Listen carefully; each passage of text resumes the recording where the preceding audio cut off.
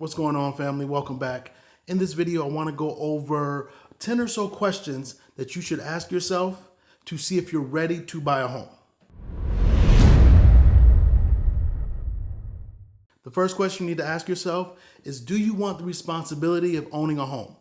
People talk about the glamorous things of owning a home, but owning a home is a responsibility that you need to keep up with. Second question you need to ask yourself is, does the thought of owning a home sound exciting or does it sound daunting?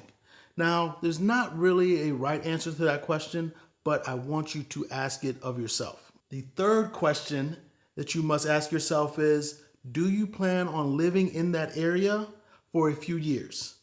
In this market, and typically, I say do not buy a home if you do not plan on living in it or at least owning it for the next 5 to 7 years, preferably along the 7-year range in the market we're currently in. Real quick, I am Sir Ashley, and I want to appreciate and thank those who are coming back to the channel and watching this video. Thank you for rocking with me. If you're new to the channel, I am a realtor and an investor here in the greater Charlotte area, but my team services North Carolina and South Carolina. So if you have any questions regarding North Carolina, South Carolina real estate, please reach out to me and my team. We will definitely help you.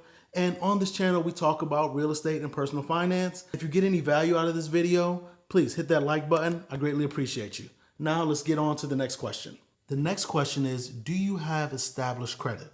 What does your credit score look like? Is it at least 640?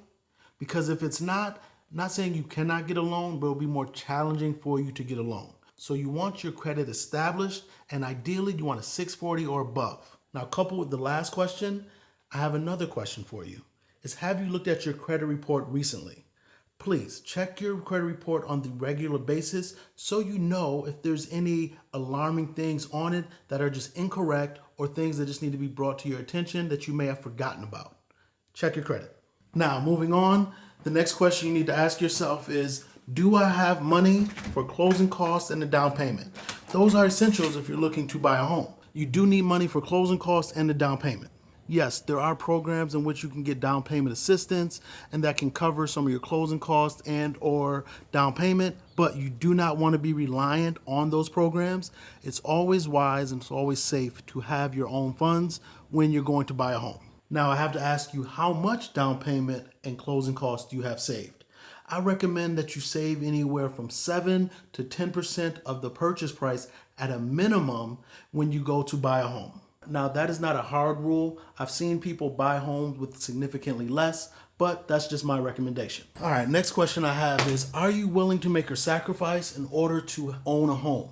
Owning a home is a responsibility, as I said before, and you typically have to sacrifice when you're buying a home or when you're a homeowner. Now, what do I mean by sacrifice? I mean, when you're a renter, if something goes wrong with the HVAC unit or something like that, you just call the landlord. If you're the homeowner, you have to take care of that, whether that means calling the insurance company or calling the maintenance person yourself. There is a sacrifice to owning a home, but there's a huge upside and positive to owning a home as well. Now, these next few questions should be standard. They are, do you pay your bills on time? Lenders are going to look at past performance to try to predict future performance. They're going to want to see if you pay your bills on time. And the next question goes along with that is, do you have sufficient income to buy a home? Now, a lot of people I talk to want to buy a home, but they just don't make enough money. There's certain debt to income ratios that you have to qualify for in order to buy a home. And if your debts exceed that debt to income ratio, you will not be able to get qualified. When you're looking to buy a home, you also have to ask yourself, do I have a sufficient work history? Have you been at your current employer for 2 years, or have you been working in the same field for the last 2 years? Lenders want to see consistency, so they use that 2-year work history to do so. Now, this last one is something a lot of people overlook. Are you willing to budget? I told you buying a home requires sacrifice, and one of those sacrifices is to maintain a budget. Budgeting is often seen as a scary word, but it doesn't have to be.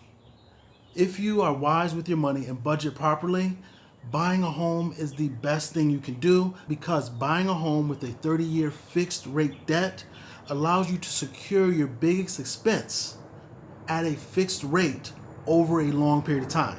That means you will not be subjected to the whims of high rent, and when inflation does occur, as we're going through right now, you know that while your wages may increase, your house payment will stay the same.